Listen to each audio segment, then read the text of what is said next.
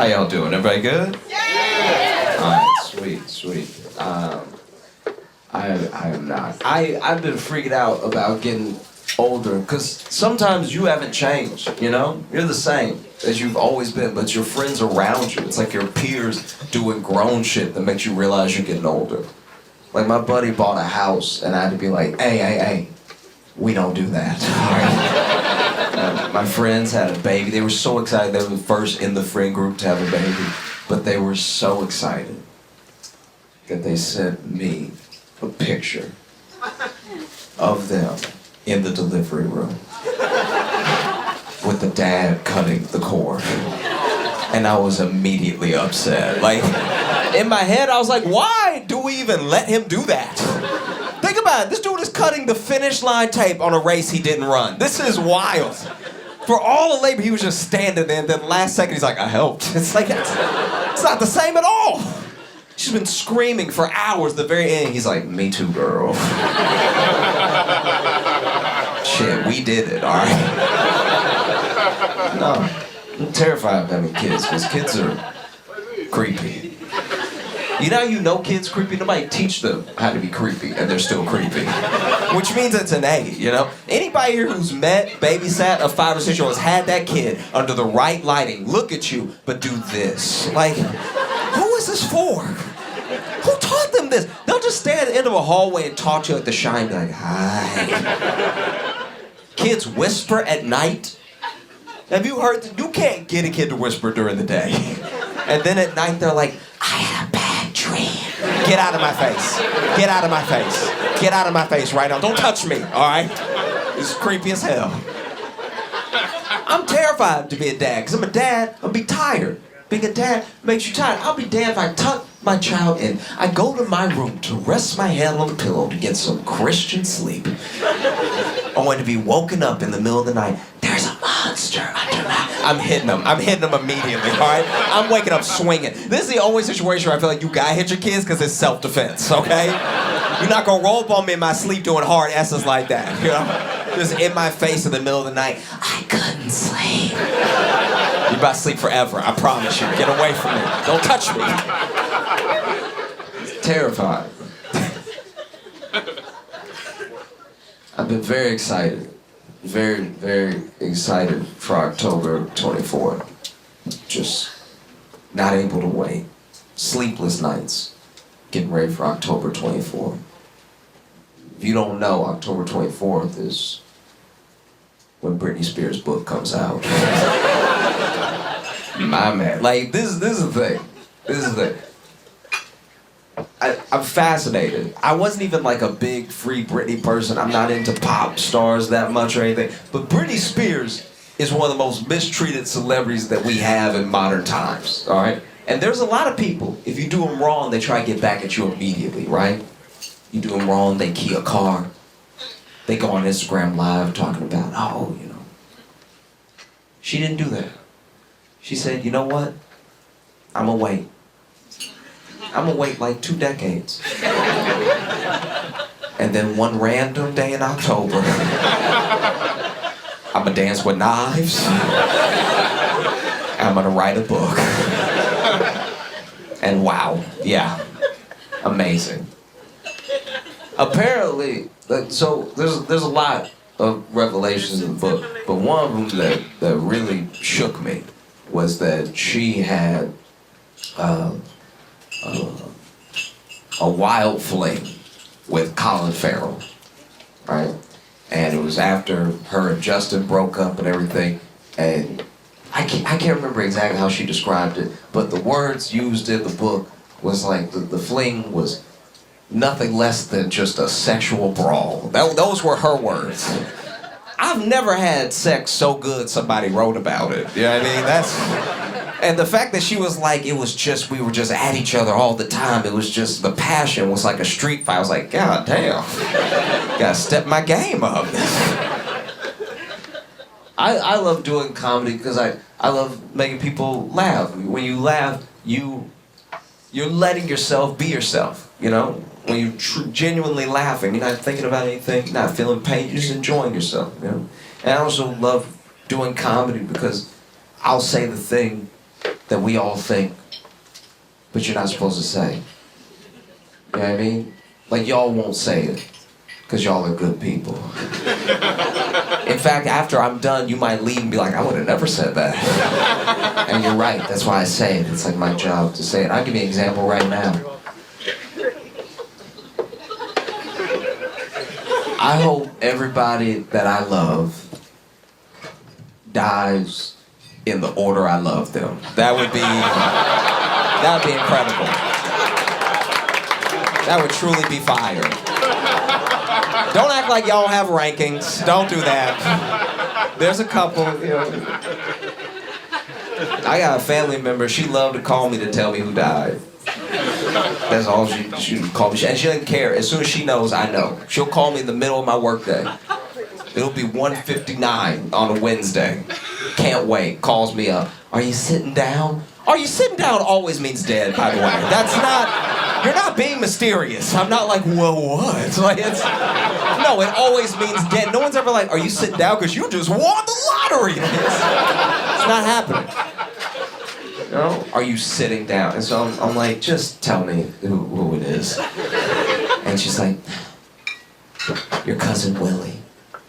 And she doesn't know I'm on the other end of the phone like, oh, thank goodness. Okay, because she doesn't know Willie not even in the top 30, all right? Like, Willie can go, okay? This could have been a text message if I'm being honest with you.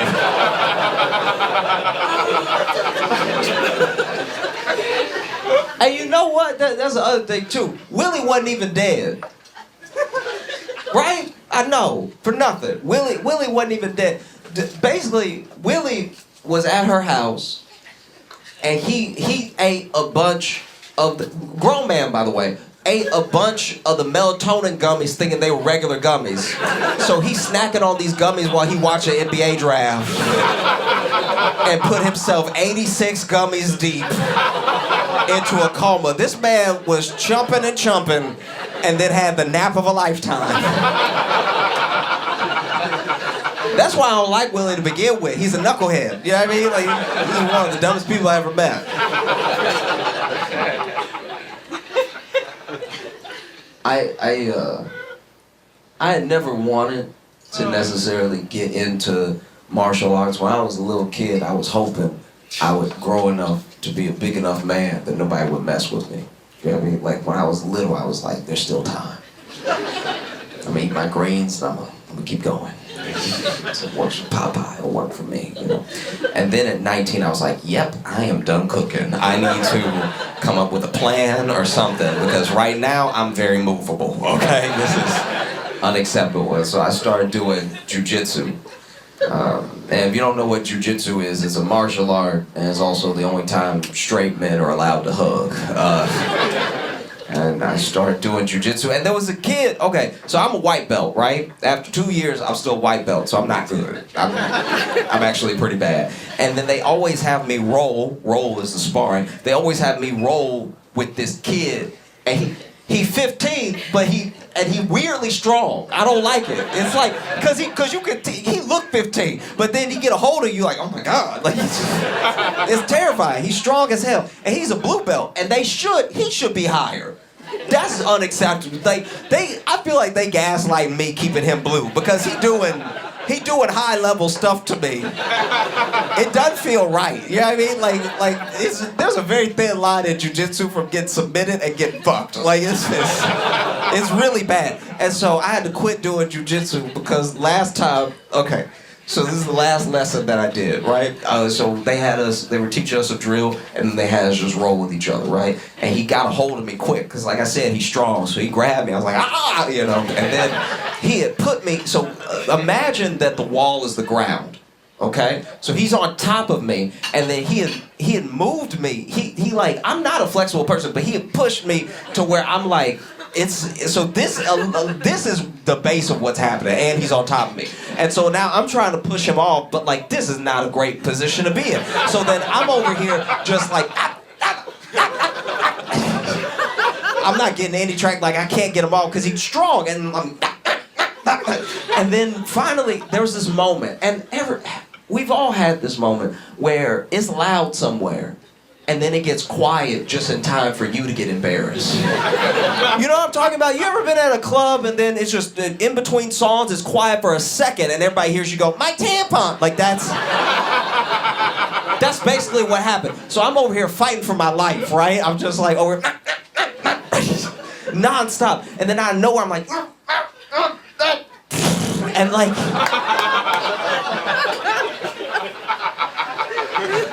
and it should have been quiet. Everybody was making noise a second before that. And then it get quiet, and then he stopped and he get up. And then everybody's looking at me like I brown belted myself. And he's like, are you good? I'm like, yeah, I'm good. Let's roll. And he's like, nah, I'm alright. I had to leave class. I was so embarrassed. I left early and I just decided, all right, I'm done with jiu-jitsu. I'm just gonna buy a gun. Like,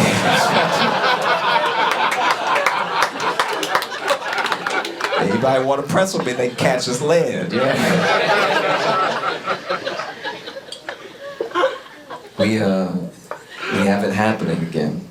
You know, I've been dreading this towards the end of the year.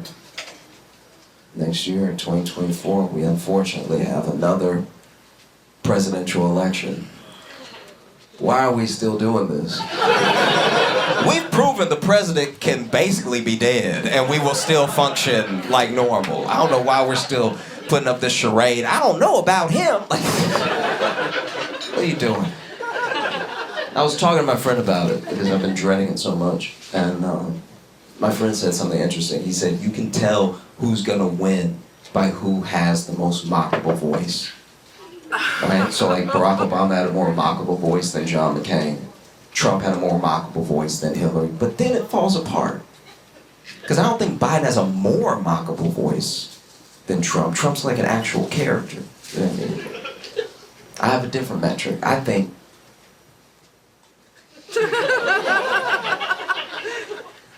whoever's the freakiest wins. Do you know what I mean? Like, Barack and Michelle were laying it down way harder than John McCain and his wife. That was when Barack still had the good hips and everything, you know. And we know about all these porn stars that Trump has tried to smash, that he has smashed, you know. Bigger freak than Hillary. And I'm gonna go out on a limb and say it.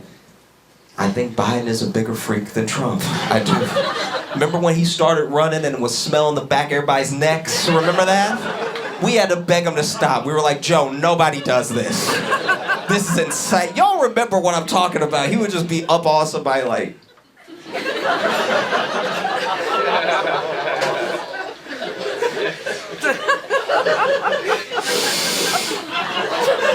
doing that weird ass whisper, just like...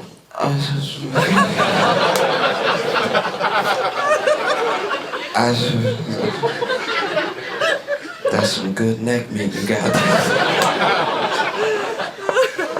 I used to be one of these dudes that was like, I'm never getting married. Never. Like, when I was 20, I was like, I'm never getting married. I can't even imagine it. Why would anybody do that? Whatever, right?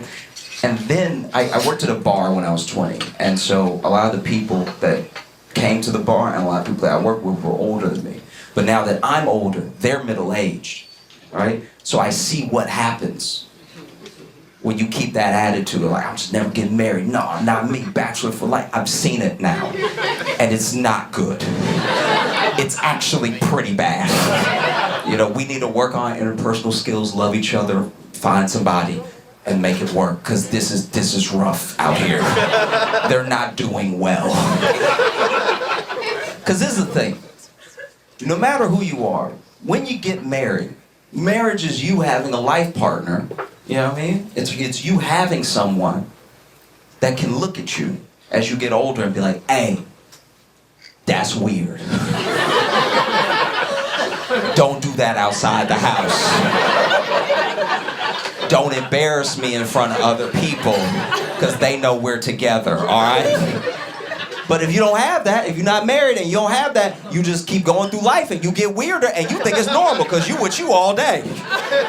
So you were like, I think it's a good idea, let's do it. You know what I mean? And before you know it, you that weird dude. It's very upsetting, right? And this is the thing, this is the main way that I've watched it manifest. is that, how do I put this? Okay, when you get older and you take all that unmarried energy and you put it into something, most dudes put it into a passion or a hobby, right? Now, if your passion or hobby is useful to the world, then it's not a big deal. You know, if you do science and you're like, I'm never gonna get married, no, never, then you just pour that into doing extra science. And then you discover something, people be like, wow, what a brilliant man. Thank goodness he dedicated his life to science. That's almost never happening. Usually, you put it into a weird-ass hobby. I got a friend, he put it all that unmarried energy into scams.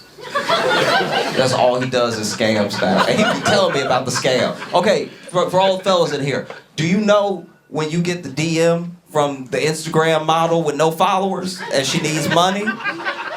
That's him. That's him every time. He hitting everybody up. He got me. That's just, it's everybody. He's hitting them up. And I was like, who falls for this? And he's like, honestly, people that look like me. Like, it's pretty wild. Reminds me of that dude. Did y'all see that dude?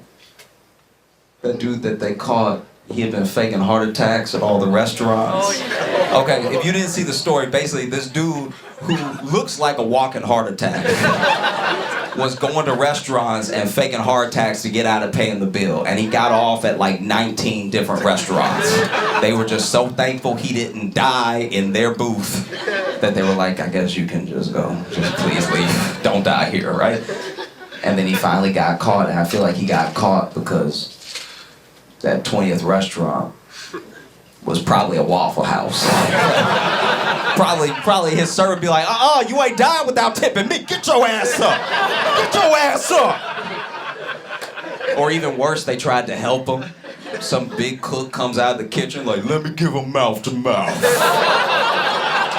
He gets up, he's like, actually, no, I'm sorry, this is a scam. Please send me to jail. I apologize.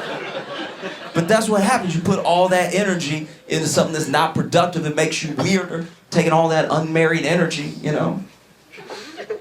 Like, I got a buddy, he's the only black ventriloquist I've ever met in my life, and it is so upsetting. This is an abomination, all right? This is so creepy. It's so, and he's not good. He's not good at all.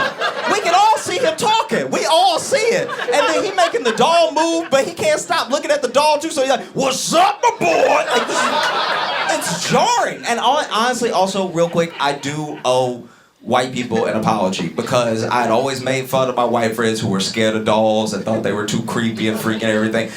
And I get, now that there's one that looks like me, I get it. This thing is disgusting. It's so freaky. It's just looking, his eyes and everything. I'm sorry, I judged too harshly. It's very creepy.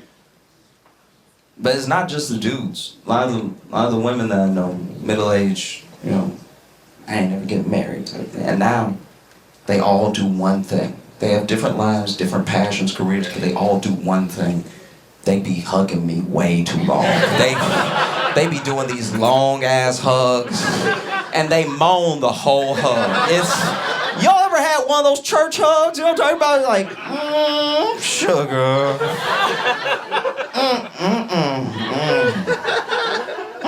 How you been? How you been, baby? How you been? I even caught one of them. She was like, how you been? Y'all been great. Thank you so much. You guys have a good one.